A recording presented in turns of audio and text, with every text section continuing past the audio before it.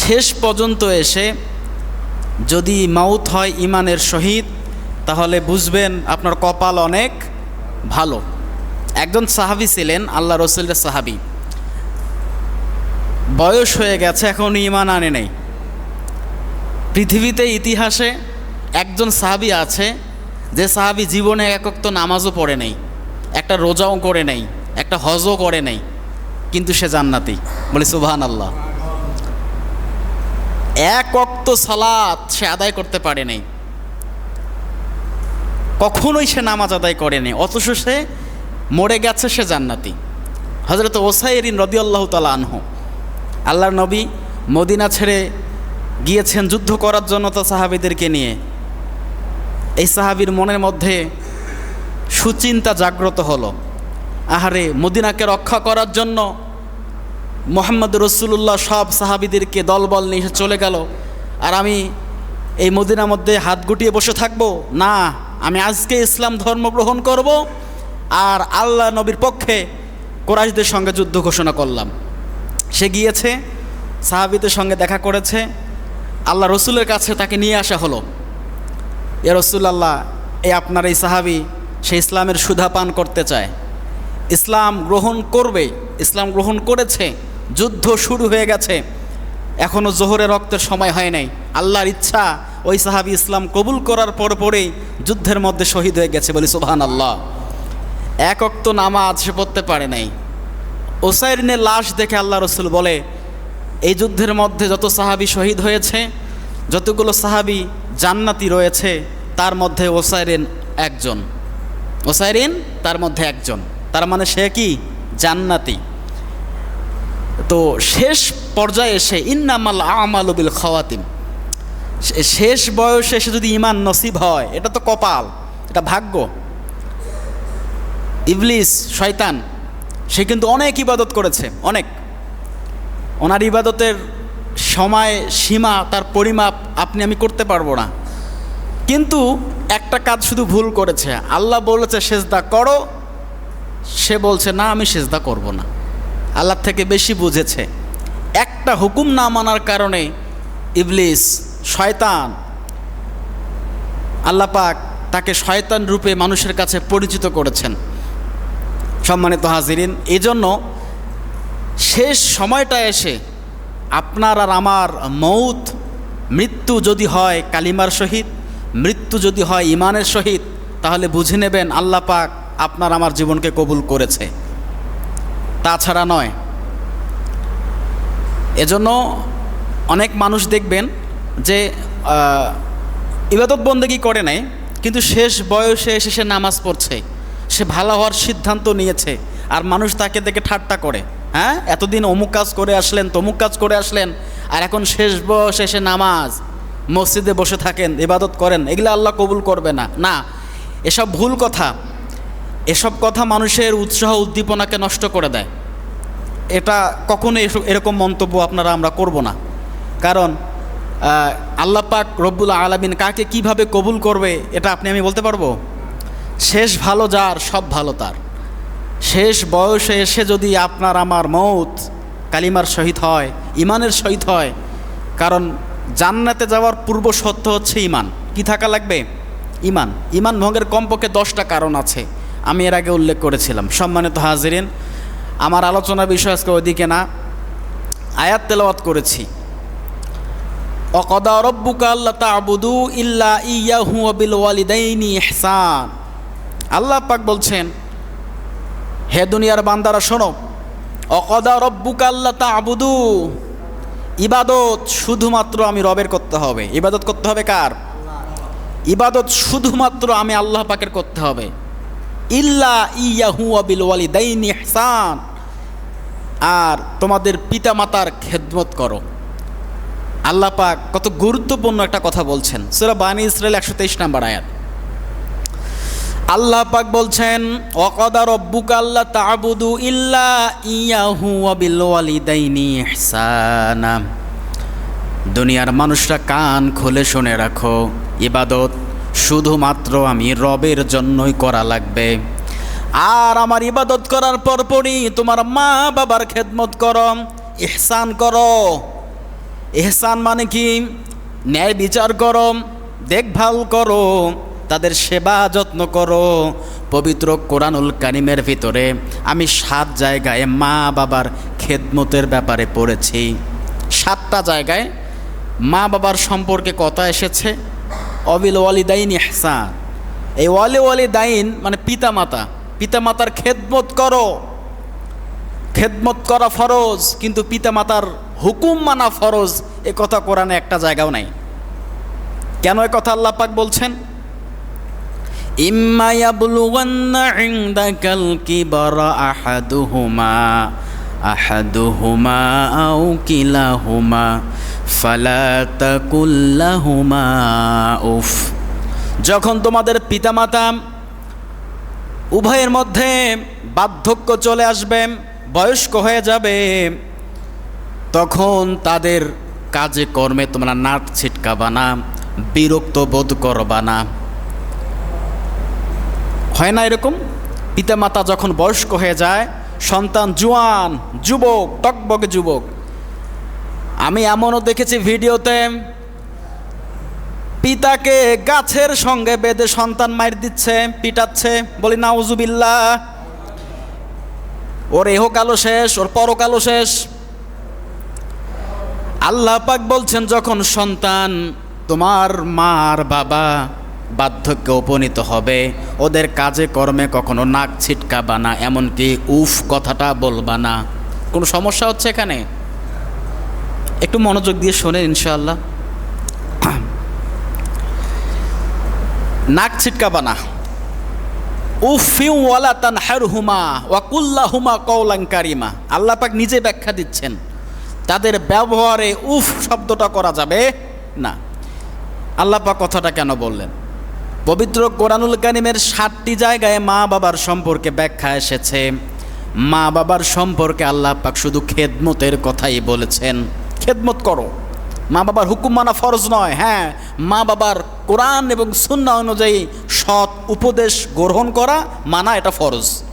যদি কোরআনের বহির্ভূত কোনো কথা আপনার আমার পিতামাতা বলে, আমরা সেটা গ্রহণ করব না।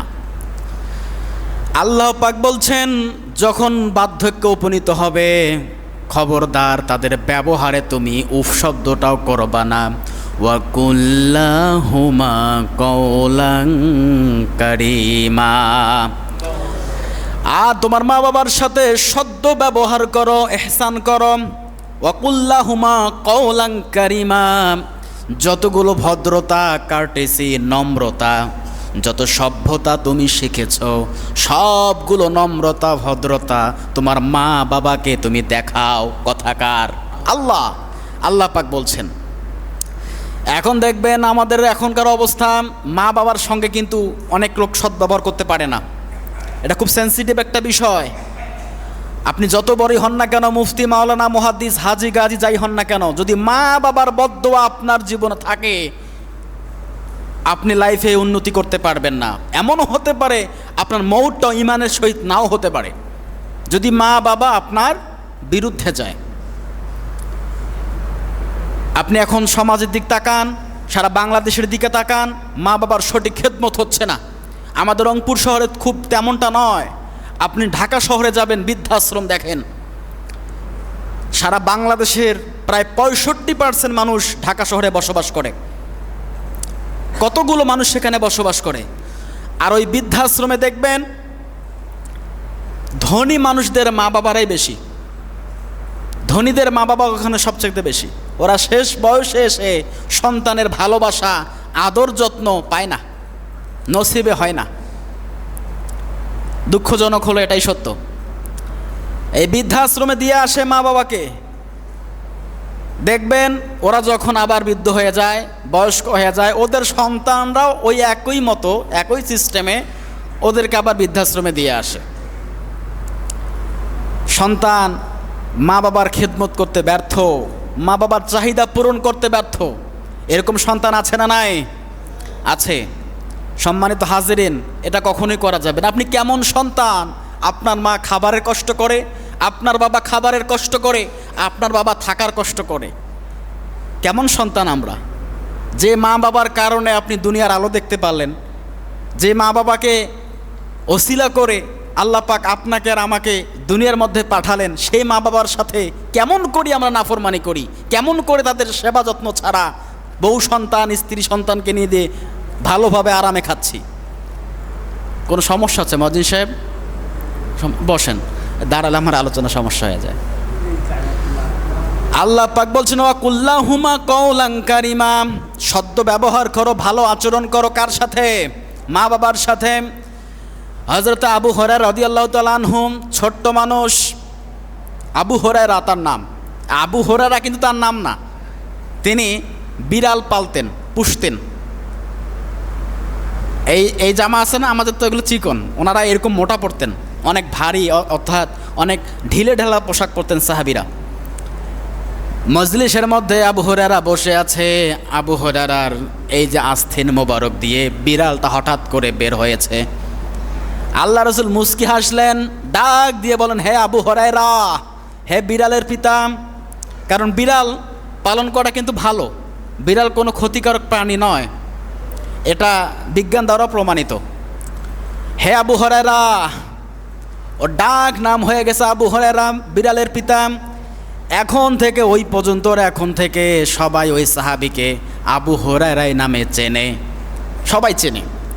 আবু হুরায়রা এখনও ছোট মানুষ, আল্লাহর নবীর দরবারে এসে কান্না শুরু করে দিয়েছে, ইয়া রাসূলুল্লাহ, ইয়া হাবিবাল্লাহ, আমার মা আমাকে মেরেছে। আল্লাহ রসুল বলছেন, তোমার মা মেরেছে, আমি কি করব? আমার তো করার কিছুই নাই। তুমি নালিশ নিয়ে এসেছো আমার কাছে, আমি রসুল বিচার করতে পারবো না, তোমার মা মেরেছে, আমার করার কিচ্ছু নাই। আবু হুরায়রা কাঁদে আর বলে, ইয়া রাসূলুল্লাহ, আপনার কাছে আমার মায়ের বিরুদ্ধে নালিশ নিয়ে আসি নাই, আমার মা হচ্ছে একজন মুশরিকা, আমার মা এখন ইসলাম কবুল করে নাই, গ্রহণ করে নাই, আপনার কথা সে শুনতে পারে না। ও নবী, আমার মায়ের জন্য আল্লাহর কাছে একবার দোয়া যদি আপনি করেন, আপনার দোয়া আমার আল্লাহ পাক কখনো ফেরত দিতে পারে না। ইয়া নবী, আমার মায়ের জন্য একটু আপনি দোয়া করেন, আমার মা যেন ইসলামের সুধা পান করে, আমার মাকে যেন আল্লাহ পাক হেদায়েত দান করে, এটুকু দোয়া আপনার কাছে আমি করতে চাই। আল্লাহর নবী দোয়া করলেন, আল্লাহ পাকের কাছে দোয়া করলেন আবু হুরায়রার মাকে হেদায়েত দান করার জন্য। দোয়া এখনও শেষই হয় নাই, আবু হুরায়রা দৌড় দিয়েছে, শুরু করেছে দৌড়। দোয়া শেষ হয় নাই, এখনও দৌড় দিচ্ছে। সাহাবীরা জামা টেনে ধরেছে, দোয়া এখনও শেষ হয় নাই, তুমি দৌড়চ্ছ কেন? আল্লাহ নবী বলছে, আবু হুরায়রা কেন দৌড় দিচ্ছ? আবু হুরায়রা বলছে, ইয়া রাসূলুল্লাহ, ইয়া হাবিবাল্লাহ, আমি দেখতে চাই আল্লাহর নবীর দোয়া আগে কবুল হয় নাকি আমি দৌড়ে গিয়ে আগে আমার মায়ের সঙ্গে সাক্ষাৎ করতে পারি। আবু হুরায়রা চলে গেলেন, বাড়িতে গেলেন, ডাক দিয়ে বলছে, মা। এক ডাকের মধ্যে আবু হুরায়রার মায়ের মন নরম করে দিয়েছেন কে? আল্লাহ পাক নরম করে দিয়েছেন। মুশরিকা মা ডাক দিয়ে বলছে, আবু হুরায়রা, তোমাকে মার দিয়েছি, কষ্ট পেয়েছি, আমি অনুতপ্ত হয়েছি রে বাবা, কেন তোমাকে আঘাত করলাম? আমি আর দেরি করতে চাই না, এত মারার পরেও তুমি মুহাম্মদুর রাসূলুল্লাহর দরবার ছাড়তে পারো না। কি এমন আছে মুহাম্মদুর রাসূলুল্লাহর দরবারে, তার ব্যবহারে তুমি কি এমন পেয়েছো? হে আমার সন্তান, আর দেরি করতে চাই না, আমাকে এখনই তুমি মুহাম্মদুর রাসূলুল্লাহর দরবারে নিয়ে যাও, এখন ইসলাম কবুল করে নেব বলে আল্লাহু আকবার। আবু হুরায়রার মা ইসলাম কবুল করে নিলেন।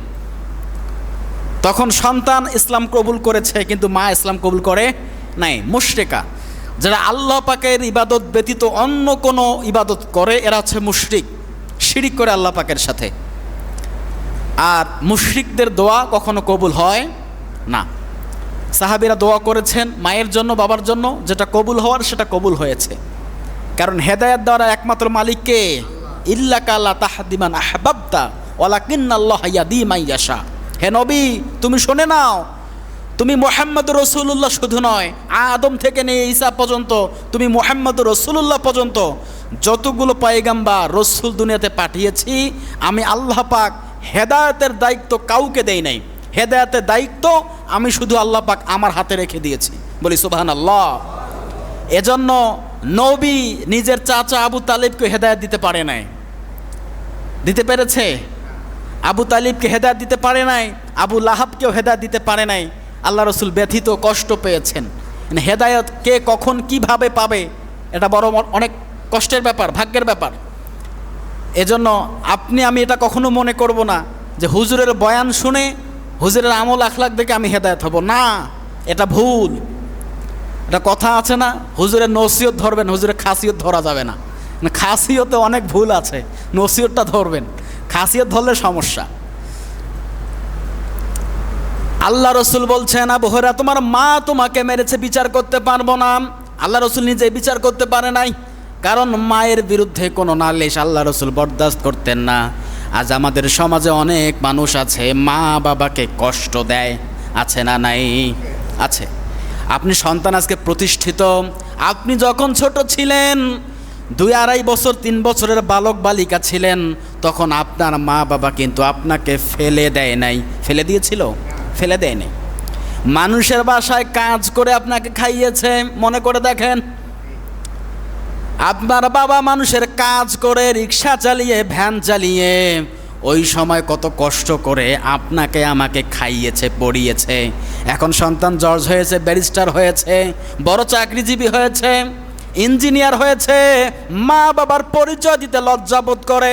এরকম ডাকাত আছে না নাই? আছে, লজ্জাবোধ করে। আমি গর্ব করে বলি, আমার বাবা ছোট্ট একটা ব্যবসা করে আমাকে লালন পালন করেছেন, আমি হালাল খেয়ে বড় হয়েছি। আমার বাবা কত কষ্ট করে আমাকে লালন পালন করিয়েছে একমাত্র আমি জানি। যখন চাউলের কেজি কয়েকটা টাকা, খুব কষ্ট করে, আমার মনে আছে, লালন পালন করেছে। আজকে যখন আমি মা বাবাকে ডাক দিয়ে বলি, মা আর বাবা শোনেন, কিচ্ছু করা লাগবে না, থাকবেন, খাবেন, ঘুমাবেন, কাপড় চোপড়, থাকা, খাওয়া, এভরিথিং সব দায়িত্ব আমার। ভাল লাগে না? ভাল লাগে না? আমার মা বাবাকে আমি এরকম করে বলি, আমি এইভাবে বলি। আপনারা জিজ্ঞেস করে দেখবেন আমার মা বাবাকে, ওরা কথা মাঝে মাঝে শোনে না। আমার বাবা এখনও দৌড়াতে চায় ব্যবসায়, আমি বসে থাকতে পারি না, বসে থাকলেও না ভাল লাগে না। তার খাওয়া দাওয়া, চিকিৎসা, খাদ্য, বস্ত্র, বাসস্থান যাহা আছে সব দায়িত্ব কার? আমার। কারণ আমার মা বাবা এখন অর্থাৎ এখন তারা অবসরপ্রাপ্ত, তাদের কষ্ট দেওয়া যাবে? যদি মা বাবার দোয়া আপনি নিতে পারেন, আমি আল্লাহকে সাক্ষী রেখে বলছি, যেখানেই হাত দেবেন সেখানে বরকত দিয়ে ভরপুর করে দেবে কে? ভরপুর করে দেবে আল্লাহ। আপনি মা বাবার এখনো দোয়া নিতে পারেন নাই? আরে এমনও দেখেছি আমি যে 3-4জন সন্তান, মা এখানে কয়েকদিন, ওখানে কয়েকদিন, ওখানে কয়েকদিন। আমি বলি, মাকে নিয়ে কারাকারি করবেন। কি করা লাগবে? কারাকারি করা উচিত। এরকম ইতিহাস, এরকম ঘটনা আমি নিজ চোখে দেখেছি। আপনি কানে শোনেন না? একটা এই যে এগুলো মেশিন পাওয়া যায়, আপনার সন্তানকে বলেন কিনে দেবে, বলে কিনে দেবে, কোনো দিনও কিনে দেবে না। 200 টাকা খরচ করতে আপনার হাত কাঁপে মা বাবার জন্য। আশ্চর্য ব্যাপার। আপনার মা আপনার কাছ থেকে 500 টাকা চেয়েছে, প্রশ্ন ছাড়াই টাকা দিয়ে দেবেন, কোনো কথা বলবেন না। কি করবা কি না করবা প্রশ্ন করা যাবে না, সঙ্গে সঙ্গে টাকা দিয়ে দেবেন। কি করে করুক, তার পার্সোনাল কাছে থাকতে পারে নাকি? এখন এখানে অনেক সন্তান আছি আমরা, বয়স্ক, অর্ধবয়স্ক, জোয়ান, সবাই আছি। এই মা বাবার সঙ্গে ভালো সম্পর্ক কতজনের আছে? সম্পর্ক রাখা দরকার আছে না নাই? সম্পর্ক রাখবেন। আজকে আপনি মা বাবার খেদমত করতে পারছেন না, আল্লাহ রসুল বলছে, যারা মা বাবাকে পেল, মা বাবার খেদমত করে জান্নাত যাইতে পারলো না, ওর মতো কপাল পোড়া আল্লাহর দুনিয়াতে একটাও নেই। আজকে আপনি ডাক দিয়ে মারিতে মা বাবা পাচ্ছেন, আমি বুঝি তো। আল্লাহ রসুল ছিলেন এতিম। আল্লাহ রসুল সাহাবীদেরকে নিয়ে কবর অতিক্রম করে যাচ্ছেন। আল্লাহ রসুল মা আমিনার কবরের মধ্যে দাঁড়ালেন। মাত্র 6 বছর বয়সে মাকে হারিয়েছেন আল্লাহর নবী। জন্মের 6 মাস পূর্বে আল্লাহ রসুল তার বাবাকে হারিয়েছেন। মায়ের গর্ভে আল্লাহর নবী, তখনই তার বাবাকে তিনি হারিয়েছেন, আব্দুল্লাহকে হারিয়েছেন। জন্ম হওয়ার 6 বছর 7 বছরের মধ্যেই তার মাকে হারিয়েছেন। আল্লাহর নবী সাহাবীদেরকে নিয়ে অতিক্রম করে যাচ্ছেন কবরের মধ্যে। আল্লাহর নবী থমকে দাঁড়ালেন। সাহাবীরা বলছেন, রাসূলুল্লাহ চলেন। দাঁড়ালেন কেন? আল্লাহর নবী কবরের মধ্যে দাঁড়িয়ে কান্না শুরু করে দিলেন। ডাক দিয়ে বলছেন, সাহাবীরা এটা কি জানো? এটা আমার মায়ের কবর। আমার মায়ের কথা আমার মনে পড়ে গেছে। আমার মার ভালোবাসা আমি তেমন কিসমতে আমার জোটে নাই। হালিমার গর্ভ থেকে দুধ পান করেছি, হালিমা দুধ পান করেছি। সাহাবীরা, আমার মাকে আমি ততদিন পাই নাই। শিশুকালে আমার মাকে হারিয়েছি, বাবার আদর সোহাগ থেকে আমি নিজেই বঞ্চিত। এজন্য আল্লাহ রসুল এতিমদেরকে সব থেকে বেশি ভালোবাসতেন। যারা এতিম, মা নাই বাবা নাই, আছে না না এরকম, এতিমদেরকে ভালোবাসা দরকার আছে না নাই? আছে। আল্লাহ রসুল ছিলেন নিজে এতিম। আল্লাহ রসুল এজন্য এতিমদেরকে পছন্দ করতেন, এতিমদেরকে ভালোবাসতেন। এতিমদের ধন সম্পদ মেরে খাওয়ার কথা আল্লাহ পাক বলেছেন। কখনোই এতিমদেরকে ধন সম্পদ ফাঁকি দিয়ে, বুদ্ধি দিয়ে, শয়তানি করে ফাঁকি দিয়ে মেরে খাবা না। ওর মা বাবা নাই তো কি হয়েছে, ওর মা বাবা এখন তুমি তার দায়িত্ব নিয়ে তার পাওনা, তার হক তাকে বুঝিয়ে দাও। আল্লাহর নবী এরকম করে আমাদেরকে শিক্ষা দিয়েছেন, মা বাবার খেদমত করো। আপনি যেখানেই যাবেন, যদি মা বাবা আপনার উপর অসন্তুষ্ট থাকে, যদি মা বাবা আপনার কথা মতো না চলে, তারপরও মা বাবার খেদমত আপনাকে করা লাগবে।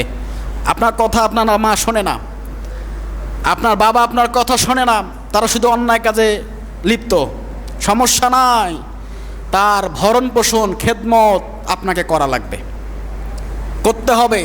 আমি এর আগেও বলেছি, মা বাবা যত খারাপ হোক না কেন, মুশরিক হোক, কাফির হোক হলেও মা বাবার খেদমত আপনাকে আমাকে করা লাগবে। সম্মানিত হাজিরিন, আমি মায়ের ওয়াজ, মা বাবাকে নিয়ে, তার খেদমত নিয়ে এর আগেও একবার বা দুবার বলেছিলাম আপনাদের সামনে।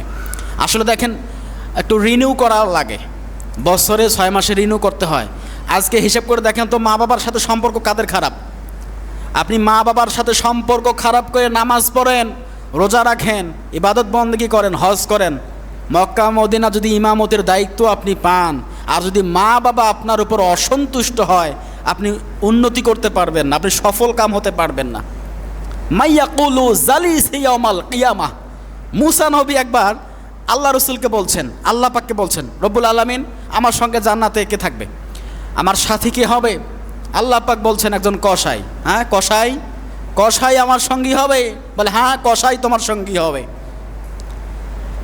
আল্লাহর নবী মুসা ছিলেন কৌতূহলী মানুষ।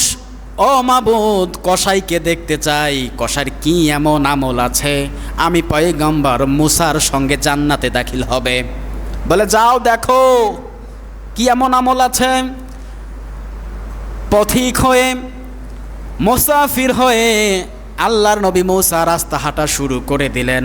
একটা জায়গার মধ্যে গেলেন, দেখলেন একজন কসাই গোস্ত কাটে আর বিক্রি করে।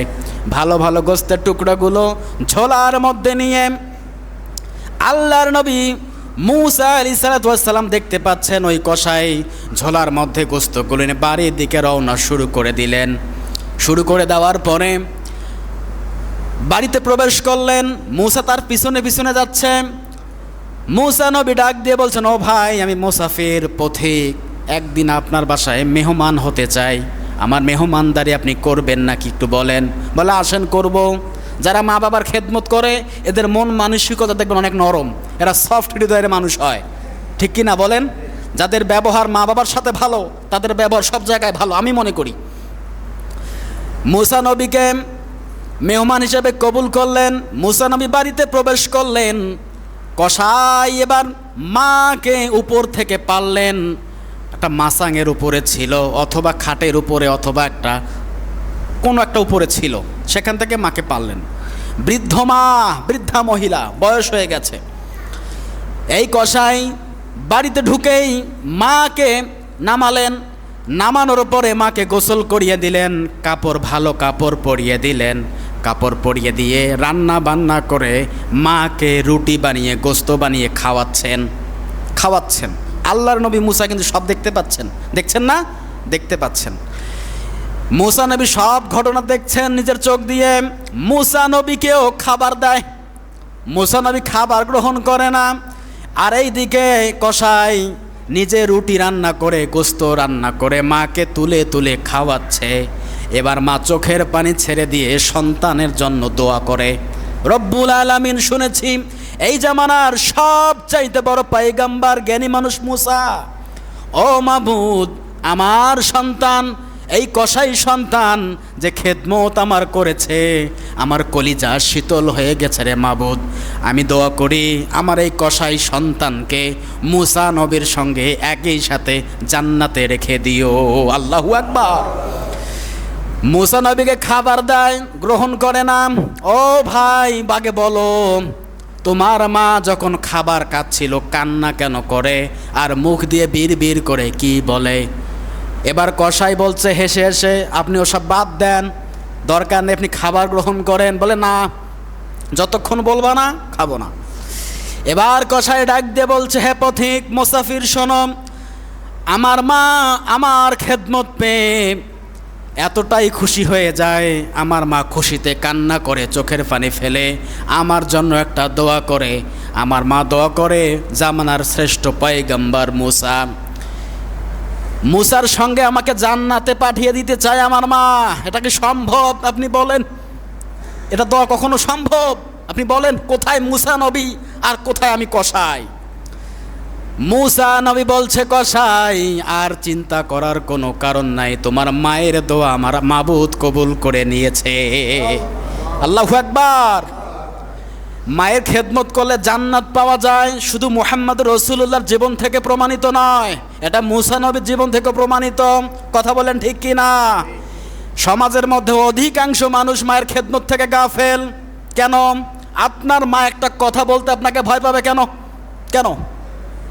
যত সমস্যা আছে মায়ের কাছে গিয়ে সুন্দর করে শুনবেন, খেদমত দেওয়া লাগবে। মন খারাপ হচ্ছে আপনাদের? আমি আপনাদের শত্রু নই, আমি আপনাদের বন্ধু। দেখেন, মা বাবার খেদমত শুরু করেন যেখানে আপনাদের মা বাবা আছে। যাদের মা বাবা নাই তারা তো নাই, কোন অবস্থায় আছে কবরে, মা বাবা চাতক পাখির মতো আপনার দিকে তাকিয়ে থাকে। আমার সন্তান কখন একটু আমার জন্য বলবে রব্বির হামহুমা কামা রব্বায়ানি সগীরা। কপাল পরা সন্তান সপ্তাহে একদিন আসে অথবা বছরে 2 দিন যায়, ঈদুল ফিতর আর ঈদুল আজহার নামাজে। আপনার মা বাবা আপনার কাছ থেকে কি পেল? সম্মানিত হাজিরিন, মা বাবার খেদমত করতে হবে। মা বাবার খেদমত করার দরকার আছে না নাই? আপনি সারা জীবন যাহা অর্জন করেছেন, আপনি যদি মা বাবার জন্য উৎসর্গ করে না দেন, লাভ নাই। মা বাবার খেদমতের ব্যাপারে, মা বাবার পিছনে খরচ করার ব্যাপারে কোনো হিসাব চলবে না, বেহিসাবি খরচ হবে। ইয়াসআলুনাকা মাযা ইউনফিকুন কুল মা আনফাকতুম মিন খায়র ফালিল ওয়ালিদাইনি ওয়াল আকরাবিন। আল্লাহু আকবার। সূরা বাকারা 215 নম্বর আয়াত। একটু মনোযোগ দিয়ে শোনেন, কাজে লাগবে। 5 মিনিট অবারই হোক, ঘড়ি দেখিয়েন না। আল্লাহ পাক বলছেন, ইয়াসআলুনাকা মাযা ইউনফিকুন, হে নবী তোমার কাছে মানুষ আসে আর প্রশ্ন করে, মাজা কি প্রশ্ন করে?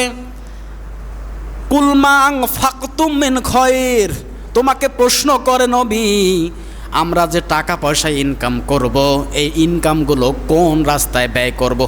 হে নবী তোমাকে মানুষ প্রশ্ন করে তাদের ইনকাম, তাদের টাকা পয়সা কোন কাজে ব্যয় করবে। হে নবী তুমি ব্যাখ্যা দিবা না, স্টপ, চুপ থাকো, আমি বলছি তারপর শোনো, তারপর জবাব দাও। আল্লাহ পাক বলছেন, ইয়াসআলুনাকা মাযা ইউনফিকুন, তোমাকে প্রশ্ন করে, তুমি বলো কুল মা আনফাকতুম মিন খায়র, 1 নম্বরে তোমাকে উত্তম রাস্তায় ব্যয় করা লাগবে। খয়র শব্দের অর্থ হচ্ছে উত্তম, উত্তম রাস্তায় ব্যয় করো। কোন রাস্তায় ব্যয় করতে হবে? উত্তম রাস্তা। ফালিল ওয়ালিদাইনি ওয়াল আকরাবিন, উত্তম রাস্তার ভিতরে 1 নাম্বার উত্তম রাস্তা হচ্ছে ফাবিল ওয়ালিদাইনি ওয়াল আকরাবিন, মা বাবা। কার পিছনে? 1 নম্বরে উত্তম রাস্তা হচ্ছে মা বাবা। আল্লাহ পাক বলছেন, হে নবী আপনি বলে দেন, এ দুনিয়াতে যত খরচ করবেন সব থেকে উত্তম খরচ হচ্ছে মা বাবার পিছনে ব্যয়। মসজিদ নির্মাণের কথা বলা আছে, হজ করার কথা বলা আছে, কথা বলা নাই। 1 নম্বরে মা বাবার পিছনে ব্যয় করো।